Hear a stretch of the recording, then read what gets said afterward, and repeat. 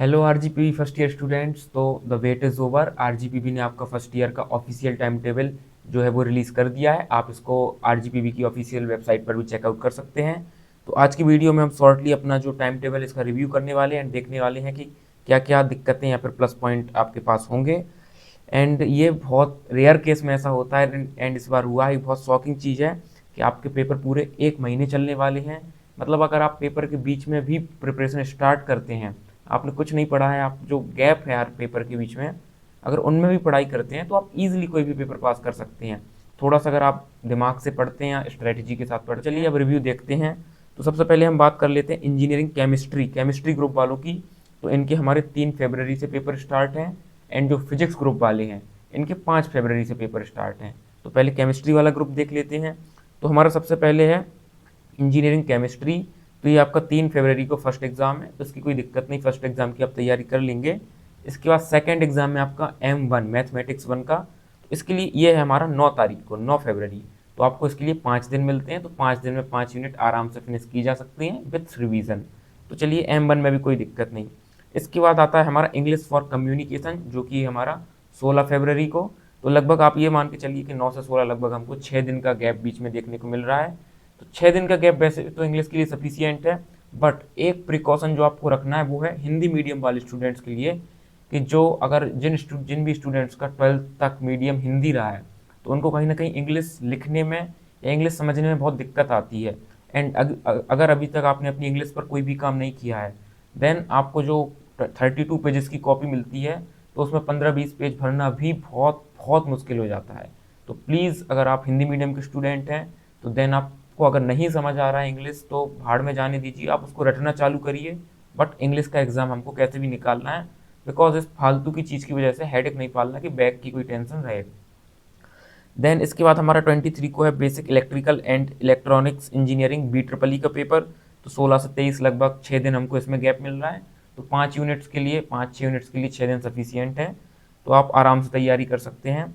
Then इसके बाद हमारा 2 तारीख को लगभग 23 से 2, क्योंकि फरवरी में सिर्फ 28 तक होते हैं, तो लगभग हमको कितने दिन का, 5-6 दिन का, 6 से 7 दिन का गैप ईडी में देखने को मिल रहा है। तो 5-6 या 7 दिन जितना ही मिल रहा है तो ईडी के लिए इतना गैप सफिशियंट होता है, आप हर एक यूनिट आराम से कवर कर सकते हैं। बट अगर ईडी में आप लास्ट के लिए, प्लीज़ मेरी रिक्वेस्ट है, मत बैठिए। लाइक अदर सब्जेक्ट आप B ट्रिपल या फिर केमिस्ट्री ये सब एंड मूवमेंट पर हो भी जाते हैं, बट ईडी लास्ट मूवमेंट पर नहीं होगा। आपको ईडी की प्रैक्टिस बहुत अच्छे से करनी पड़ेगी। ईडी वो सब्जेक्ट है जो लगभग पूरे कॉलेज को लेकर जाता है। आप ये समझिए, कॉलेज में जो मैक्सिमम बच्चों की बैक लगती है वो M2 एंड ईडी में ही लगती है। तो ईडी भले ही आपको 7 दिन का गैप मिल रहा है, बट अभी भी आपके पास सफिशियंट टाइम है, तो आप आराम से इसको जल्दी जल्दी अपने ईडी के टॉपिक्स को कवर करिए। एंड अगर आपसे हर एक टॉपिक नहीं बन रहा है तो आप स्कोरिंग टॉपिक ढूंढिए, नहीं तो मैं भी आपको बता दूंगा नेक्स्ट अपकमिंग वीडियोज़ में, तो आप उससे ईडी पढ़िए एंड उसको कवर अप करिए। इसके बाद हम बात कर लेते हैं फिजिक्स ग्रुप वाले स्टूडेंट्स की। तो फिजिक्स का जो हमारा इंजीनियरिंग फिजिक्स का पेपर है वो हमारा है 5 फरवरी को। तो वो आप फर्स्ट पेपर है तो ईजिली पढ़ सकते हैं फिजिक्स के लिए। बाकी इसकी सारी स्ट्रेटजीज मैं आपको साथ शेयर कर दूंगा। देन हमारा इसके बाद पेपर है 9 तारीख को M1 का। तो 5 के बाद 9 को, तो हमको सिर्फ 3 दिन मिल रहा है मैथ को कवर करने के लिए। तो again for physics group student, आप अपनी मैथ के लिए एंड मूवमेंट पर नहीं बैठ सकते हैं, आपको अभी से मैथ अच्छे से लेके चलनी है। वो 3 दिन सिर्फ हमको अपने रिवीजन के मान के चलने हैं, या फिर जो कोई टॉपिक नहीं समझ में आ रहा तो उन 3 दिन में हो जाएगा। बट अभी जितना को जो कुछ बन रहा है वो हमको अपना बिल्कुल 100% क्लियर करना है। लाइक मैट्रिक्स वाली जो यूनिट हो गई, या वेक्टर स्पेसेस हो गया, या जो भी आपको आसान लगता हो, तो वो सब हमको प्रॉपरली अभी करके तैयार रखना है। एंड मूवमेंट पर नहीं बैठ सकते हैं, फॉर फिजिक्स स्टूडेंट्स ये बात कर रहा हूँ। इसके बाद आपका 9 तारीख के बाद है आपका 11 को M2। तो M2 का पेपर आप लोग अभी नहीं देंगे, चाहे आप फर्स्ट टाइम ऑड सेमेस्टर वाले हो, इवन सेमेस्टर वाले, मतलब A ग्रुप या B ग्रुप वाले हो, सॉरी, दोनों को ही M2 अभी नहीं होगा आपका। M2 बैक वालों को होगा, जो आपके सीनियर हैं 3rd या 5th सेमेस्टर में, तो उसको अभी आप लेफ्ट करिए। देन इसके बाद हमारा 18 को सीधे आपका 9 तारीख के बाद मैथ, देन सीधे 18 तारीख को है बेसिक मैकेनिकल इंजीनियरिंग। तो आपको सीधे सीधे 9 दिन मिल गए अपने BME के पेपर के लिए। 9 दिन इतने होते हैं कि आप अगर जीरो से भी स्टार्ट करते हैं तो भी आप 5-6 दिन में आराम से BME पूरी ख़त्म कर सकते हैं। तो 9 दिन तो इतना है कि आप आराम से, अगर थोड़ा भी 2-2, 3-3 घंटे भी दिन के देते हैं, 3-4 घंटे, तो बिल्कुल ईजिली स्मूथली पूरा पेपर कर सकते हैं। एंड 18 तारीख के बाद आपका फाइनली 25 तारीख को है basic civil engineering and engineering mechanics. तो 18 से 25 लगभग आपको 6 दिन का गैप मिल रहा है। तो इन 6 दिन के गैप को आपको बहुत अच्छे से यूटिलाइज करना है।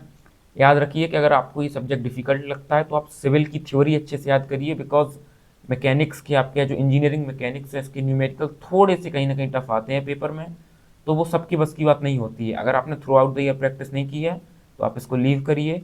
थोड़ा बहुत बेसिक बेसिक फोर्स रिजोल्यूशन वाले जो क्वेश्चन है या लेमीज थ्योरम, कुछ इंपॉर्टेंट टॉपिक कर लीजिए। बाकी आप अपनी सिविल पे बहुत अच्छे से ध्यान दीजिए ताकि आप इजीली पेपर पास कर सकें। एंड देन 25 के बाद आपका 5 तारीख को आता है कंप्यूटर, बेसिक कंप्यूटर इंजीनियरिंग। तो कंप्यूटर के लिए आपको लगभग मिलते हैं 6 दिन या 7 दिन, जितना भी मिल रहा है, 5-6 दिन इनफ है कंप्यूटर के लिए। बस जो आपकी बेसिक कंप्यूटर में सेकेंड यूनिट है दैट इज़ C++ या ऑब्जेक्ट ओरिएंटेड प्रोग्रामिंग, तो इसके जो एल्गोरिथम वगैरह या प्रोग्राम है तो ये आपको थोड़ा समझ के अभी से चलना है, ये आप एंड टाइम पर नहीं कर पाएंगे। बाकी कंप्यूटर आप अगर अभी नहीं पढ़ते हैं तो आराम से 3-4 दिन में खत्म हो जाती है, बहुत ईजी टॉपिक्स हैं उसमें। तो ये था हमारा टाइम टेबल, तो इस पर और ज़्यादा हम टाइम वेस्ट नहीं करेंगे। एंड लास्ट में इतना ही बोलना चाहूँगा कि आप सभी अपनी पढ़ाई कंटिन्यू रखिए, डेट हमारी आ चुकी है, तो अब किसी और चीज़ के भरोसे हमको आगे बैठना नहीं है। आपको सारी गाइडेंस या कोई भी डाउट हो तो आप प्लीज़ कमेंट करिए, मैं उसका रिप्लाई आपको दूंगा। एंड कोई भी गाइडेंस पे वीडियो चाहिए मैं वीडियो बनाऊंगा इंपॉर्टेंट क्वेश्चंस पे, तो उसके लिए आप बेफिक्र रहिए। एंड काफ़ी कंटेंट ऑलरेडी अपलोडेड है तो आप उससे पढ़ भी सकते हैं, एंड फर्दर कंटेंट भी आ रहा है। इसी के साथ इतना बोलूँगा कि आप पढ़ते रहिए and best of luck for your exam.